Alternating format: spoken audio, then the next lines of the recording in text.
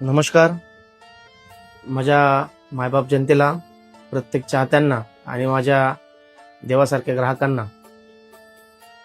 हा संदेश देताना मन भरून सांगतो की गेली 18-20 वर्ष तुम्ही मला फक्त एक कलाकार म्हणून नाही तर आपल्या कुटुंबातील माणूस म्हणून स्वीकारलं. तुमच्या टाळ्या, तुमचं प्रेम, तुमचे आशीर्वाद आणि तुमचा विश्वास हेच माझ्या आयुष्यातील सर्वात मोठं बक्षीस आहे. आज मी जे काही आहे, जिथे उभा आहे, ते फक्त तुमच्यामुळं. माझं नाव, माझी ओळख आणि श्री देव अंबेदार बँड यांना मिळालेला सन्मान हा तुमच्या प्रेमाचाच परिणाम आहे. पण आयुष्यात काही क्षण असे येतात जेव्हा मनापेक्षा शरीराचं ऐकावं लागतं. सध्या माझ्या पायांचा आणि प्रकृतीच्या काही अडचणींमुळे डॉक्टरांनी मला पूर्ण विश्रांतीचा सल्ला दिला आहे.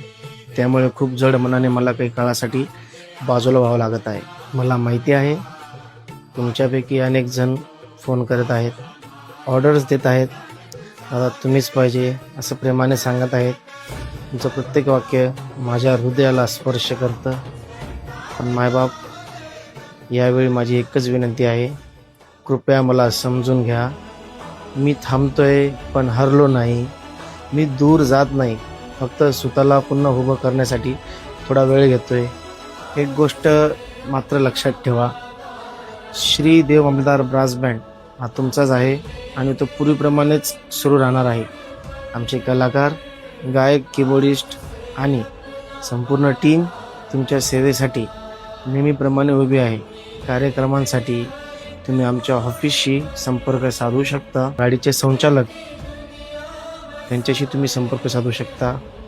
आपणास एक विनंती आहे, जोपर्यंत मी स्वतः अधिकृतपणे व्हिडिओद्वारे पुन्हा येत असल्याचं सांगत नाही, तोपर्यंत माझ्याबाबत कोणतीही अफवा किंवा गैरसमज पसरू नका. मायबाप जनतेंनो, जर आयुष्यात कधी मी कोणाचं मन दुखावलं असेल तर मला मोठ्या मनाने माफ करा.